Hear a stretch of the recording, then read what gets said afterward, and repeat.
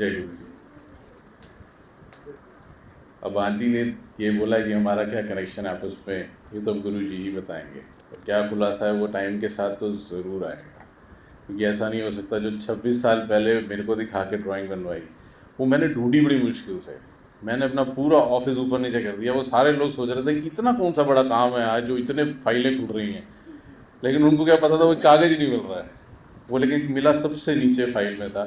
वो जब मैंने निकाला, बड़े धीरे धीरे निकाला, वो इतना डेलिकेट कागज़ हो चुका है 26 साल पुराना। उसको मैंने ना बांध, उससे वो होता है ना गोल गोल वाली जो होती चीज़, उससे लगा के रखता था अपने डेस्क पे और देखता था।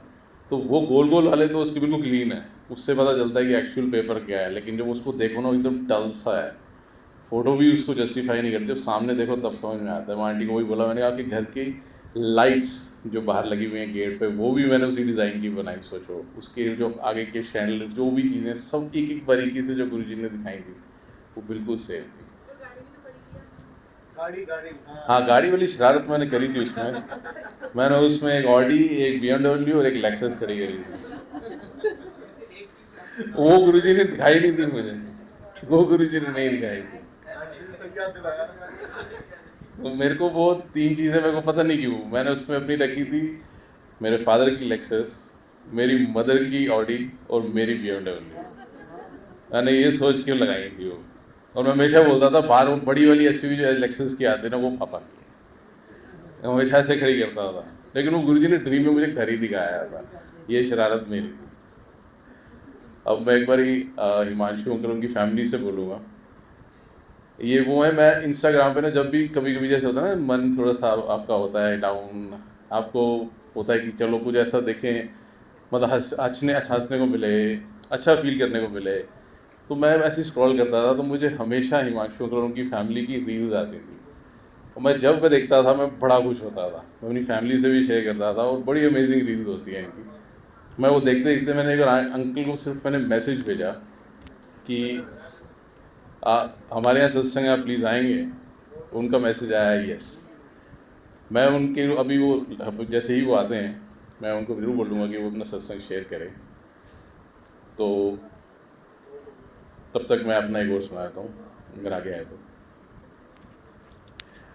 तो जब आंटी के घर गए थे ना, उसके बाद जब वापस आए तो हमें रघुवीर अंकल के यहाँ जाने का मौका मिला था। उस दिन मेरे फादर ने मुझे एक चीज़ बोली थी, कहते हैं कि तू ना अपने आप को भूल गया है, नीवा होना और चुकंचे बहुत फ़र्क होता है, तू चुक गया है यार।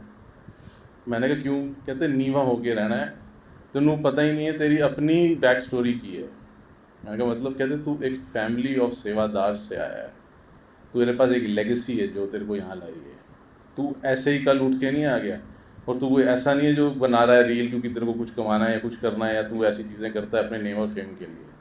तेरे को ये सेवा बख्शी गई है क्योंकि इसके पीछे तेरे पूरे ख़ानदान का हाथ है। मैंने कहा ऐसे कैसे? उन्होंने फिर मुझे वो बात बताई। मेरे जो ग्रेट ग्रैंड फादर है श्री करतार सिंह जी, नानकसर गुरुद्वारा जो सबको पता है, जिनको नहीं पता है वहाँ पे संत सुजान सिंह जी हैं, थे पहले। तो रघुवीर अंकल जी से जब मिला था ना, मैंने कहा आपकी स्टोरी और मेरे दादाजी की, परदादा जी की स्टोरी बहुत सिमिलर है। उनको भी संत सुजान सिंह जी अपने साथ लेके गए थे, एक प्रमुख सेवादार बना के। वो 24 घंटे उनके वहाँ सेवा करते थे। सारे गुरुद्वारे जो भी उनका था, सब चीज़ों में उन्होंने पूरा पूरा योगदान दिया। और आज भी अगर रजौरी गार्डन जाके वहाँ पे देखो, उस गुरुद्वारे में, रजौरी गुरुद्वारे में, तो उनके नाम से लिखा हुआ है मेरा सबसे प्रमुख सेवादार श्री करतार सिंह जी। तो मेरे फादर ने यही बात बोली, कहते तू सेवादारों की लेगेसी से आया है, उन्होंने जो बीज बोया था ना, वो उसका फल तेरे को मिल रहा है। मैंने रघुवीर अंकल को दिखाया, मैंने पहली बार फोटोग्राफ देखी थी अपने ग्रेट ग्रैंड फादर की, तो मैंने उनको वो ये देखते हुए बोला, मैंने कहा आप बहुत सिमिलर हो, उनके जैसे दिखते हो। तो जब उनको मिला था, मैंने उनको एक चीज़ बोली, मैंने कहा मैं उनको देख नहीं पाया, बट आपसे मिलकर मुझे हमेशा अपने बड़े की फीलिंग आती थी। मुझे नहीं पता वो खिंचाव क्या था। तो उन्होंने देखा ना, तो मुझे वो कहते कहते तेरे देते बहुत बड़ी रिस्पॉन्सिबिलिटी आ गई। मैंने कहा देखो ऐसा है कि अभी तक भी गुरुजी ने कराया है, मेरे में तो कुछ नहीं था। आगे की रिस्पॉन्सिबिलिटी भी अगर है तो वो खुद ही पूरी कराएंगे।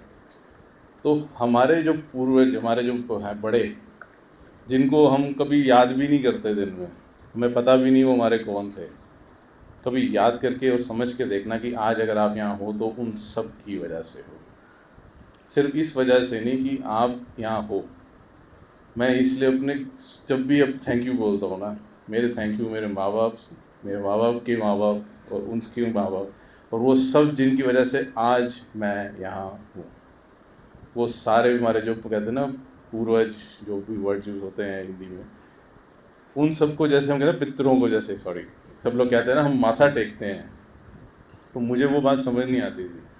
लेकिन अपने गुरुजी कहते हैं ना जब प्रैक्टिकल एक्सपीरियंसेस से वो आपको ये बात समझाते हैं, तो मुझे भी उन्होंने प्रैक्टिकली ये धीरे धीरे करके सिखाना शुरू किया कि कैसे, कहाँ से शुरुआत करी, क्यों मुझे गुरुजी आपने ये सेवा दी। मेरी जो क्वेश्चन था ना उसका आंसर मेरे फादर ने उस दिन दिया मुझे।